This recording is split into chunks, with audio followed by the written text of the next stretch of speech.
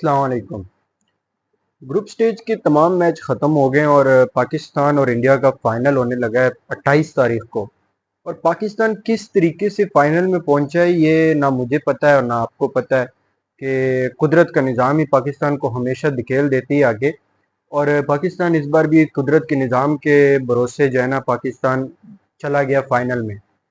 अब पाकिस्तान को करना क्या है, क्योंकि पाकिस्तान अब फाइनल में तो पहुंच गया है, लेकिन फाइनल में दूसरी टीम कौन सी है?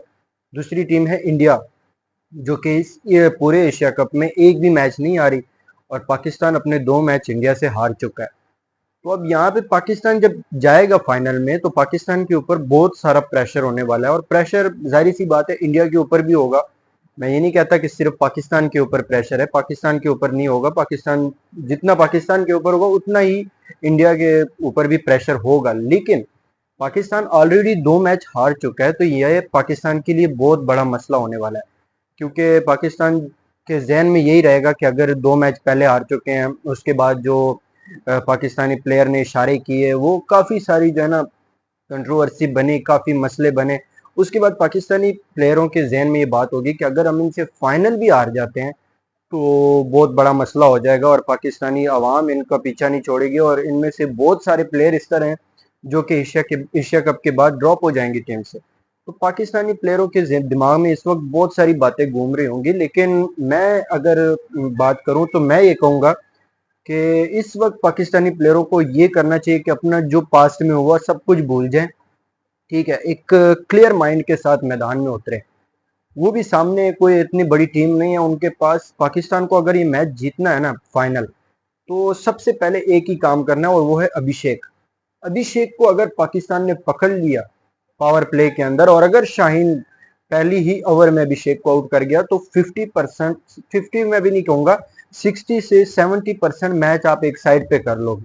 क्योंकि इस वक्त अगर आप उनके मैचेस देखो तो सबसे ज्यादा जो उनका जो वो मैच जीत रहे हैं, तो वो सिर्फ और सिर्फ एक ही बंदे की वजह से जीत रहे हैं और वो है अभिषेक। तो अगर शाहीन उस मैच में पहले ही ओवर में अभिषेक को आउट कर देता है तो मैच साइड पे हो जाएगा उसी टाइम ही। और उसके अलावा पाकिस्तान को सबसे पहले अपनी बैटिंग थोड़ी सी ठीक करनी पड़ेगी। पाकिस्तान की बॉलिंग बहुत अच्छी है इस एशिया कप में। सिर्फ इंडिया वाले मैच में थोड़ी सी जो है ना, कि वो भी सलमान अली आगा की वजह से कि अपने बॉलर को सही तरह यूज नहीं कर सके। तो अगर सही तरह अपने बॉलर को यूटिलाइज करे तो इंडिया की टीम इतनी कोई बड़ी टीम नहीं है। हमें अगर एक मसला होता था तो सारी जिंदगी विराट कोहली से मसला हुआ है। अब विराट कोहली नहीं है तो अभिषेक आ गया, लेकिन विराट कोहली की क्लास और अभिषेक की एक अलग बात है, दोनों बिल्कुल अलग है, बिल्कुल डिफरेंट है। अब मसला ये है कि अभिषेक जो है वो तेज खेलता है और उसको पावर प्ले में आउट करना मुझे नहीं लगता कि इतना मुश्किल होना चाहिए। अगर शाहीन अपनी लाइन और लेंथ पे थोड़ा सा सही तरह काम करे और अभिषेक को सही रीड करे कि अभिषेक किस तरह खेलता है, तो इजीली अभिषेक को पकड़ सकते हैं। और लेकिन मसला ये है कि पाकिस्तान अपनी बैटिंग किस तरह करेगा। बैटिंग में अगर मैं कैप्टन हूं ना, अगर मैं कैप्टन हूं तो इस वक्त मैं अपने प्लेयर को सही तरह यूज करूंगा कि जो प्लेयर मेरा फॉर्म में है मैं उसको सबसे पहले क्रीज पे लेके आऊं, उसको ना कि मैं उसको लास्ट में बिठाऊं कि नहीं आखिरी 5-6 ओवर रहेंगे, 2 ओवर रहेंगे तब आपने आना है। तो इस वक्त मुझे लगता है कि शाहीन एक इस तरह का प्लेयर है कि मैं उसको, अगर मैं कैप्टन हूं तो मैं उसको पावर प्ले में भी चलाऊं। ठीक है, पावर प्ले के अंदर ही मैं शाहीन से बैटिंग करवा लूं।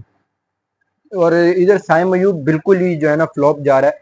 तो अगर मैं वन डाउन पे मैं कैप्टन होता तो मैं वन डाउन पे जो है ना शाइन को खिलाता। तो आप लोगों को किस तरह लगता है, तो ये भी आप कमेंट में लाजमी बताएं कि शाइन को इस वक्त पावर प्ले में खेलना चाहिए या नहीं खेलना चाहिए।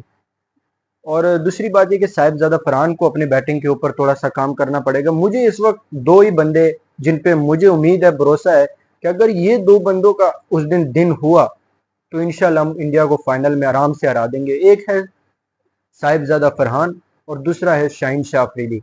ये दो बंदों का अगर उस दिन हुआ तो इंडिया को हम हरा देंगे।